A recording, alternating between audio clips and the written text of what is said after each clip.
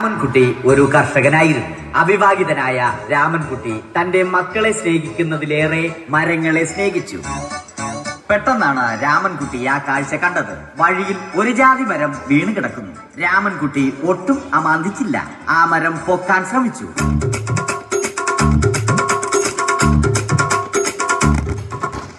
നടക്കുന്നില്ല. പിന്നെയും പിന്നെയും പൊക്കാൻ ശ്രമിച്ചു.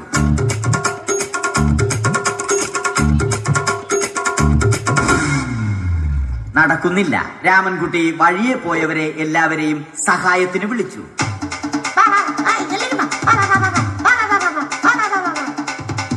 ആരും വന്നില്ല.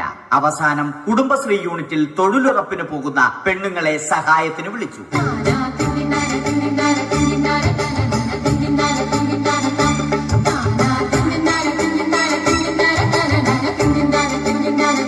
അവരെത്തി. അവർ അവരുടെ സ്ഥിരം പണി തുടങ്ങി. അത് കണ്ട ദേഷ്യം വന്ന രാമൻകുട്ടി മരത്തെ ഒറ്റയ്ക്ക് പിടിച്ചു പോക്കി. അത്ഭുതമെന്ന് പറയട്ടെ, മരം നേരെ നിന്നു. ഇത് കണ്ട തൊഴിലുറപ്പ് പെണ്ണുങ്ങൾ രാമൻകുട്ടിയോട് നോക്കുകൂലി ആവശ്യപ്പെട്ടു.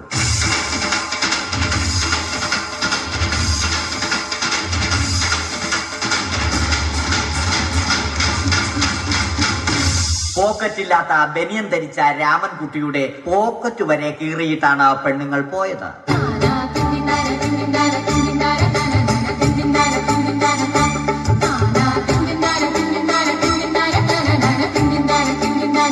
രാമൻകുട്ടി പിന്നീട് ഒന്നും ആലോചിച്ചില്ല. മരത്തിന് ഫാക്ടംബോസ് 2020 സെപ്റ്റംബർ 14 നൽകി. മരം തഴച്ചു വളർന്നു. ഇത് കണ്ട് രാമൻകുട്ടിക്ക് സന്തോഷം വന്നു. സന്തോഷം വന്നാലും ദുഃഖം വന്നാലും രാമൻകുട്ടിക്ക് മരത്തിനു ചുറ്റും ഡാൻസ് കളിക്കുക എന്നുള്ളത് രാമൻകുട്ടിയുടെ മാസ്റ്റർ പീസ് ആയിരുന്നു. ആ മാസ്റ്റർ പീസ് രാമൻകുട്ടി ഇവിടെ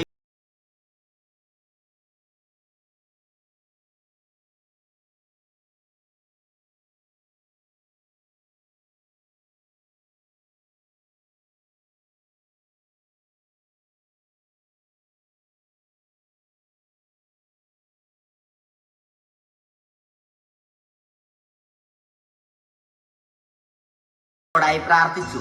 നിങ്ങൾ എനിക്ക് ആയുസ്സും ആരോഗ്യവും തരൂ. ഞാൻ മരങ്ങളെ സംരക്ഷിച്ചു കൊള്ളാം. കാരണം മരം ഒരു വരമാണ്. അവന്റെ പ്രാർത്ഥന ദൈവം കേട്ടു. ആ മാവിൽ നിന്നും വീണ തേങ്ങ രാമൻകുട്ടി മോങ്ങാതെ ഇരുന്നു തിന്നു. അപ്പോഴാണ് രാമൻകുട്ടി മറ്റൊരു കാഴ്ച കണ്ടത്. രാഘവൻ വരുന്നു.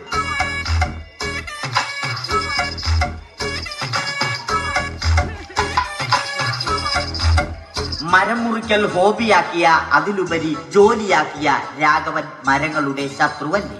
മരങ്ങൾ മുറിച്ച് ഫർണിച്ചർ പണിയുന്നത് തെറ്റല്ലേ? അവനെ ഇതിൽ നിന്നും പിന്തിരിപ്പിക്കണം. അവർ തമ്മിൽ ഒന്നും രണ്ടും പറഞ്ഞു. സംസാരം മൂത്ത് വാക്കേറ്റമായി. അത് പിന്നെ അടിയിൽ കലാശിച്ചു.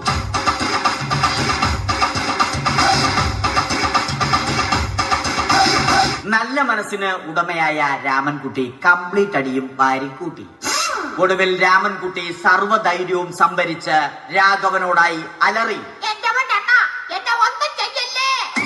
മനസ്സലിഞ്ഞ രാഘവൻ രാമൻകുട്ടിയെ അരികിൽ വിളിച്ചു. കൈവാക്കിന് കിട്ടിയ രാമൻകുട്ടിയെ രാഘവൻ ഒട്ടിറൊട്ടിയാക്കി മരത്തിലൊട്ടിച്ചു.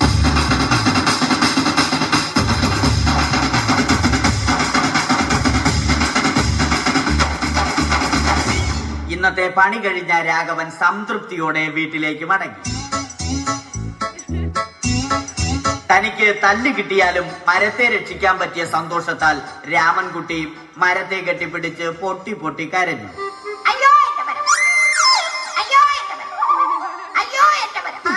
കാരണം മരം ഒരു വരമാണ്. കെട്ടിപ്പിടിക്കൽ ഏറ്റുവാങ്ങിയ മരം നാണം കൊണ്ട് ചില്ലകൾ താഴ്ത്തി.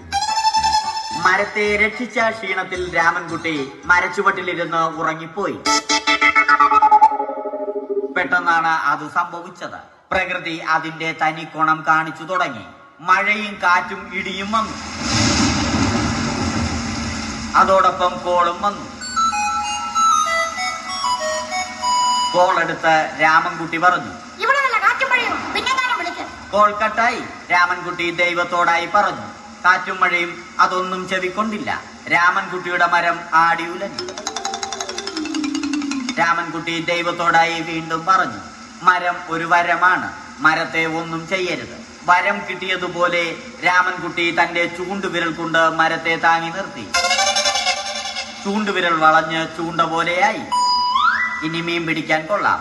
അവസാനം സംഭവിക്കേണ്ടത് സംഭവിച്ചു. രാമൻകുട്ടി അടിയിലും മരം മുകളിലും. അന്ത്യശ്വാസം വലിക്കുന്നതിനു മുമ്പ് രാമൻകുട്ടി ദൈവത്തോടായി ഇങ്ങനെ പറഞ്ഞു,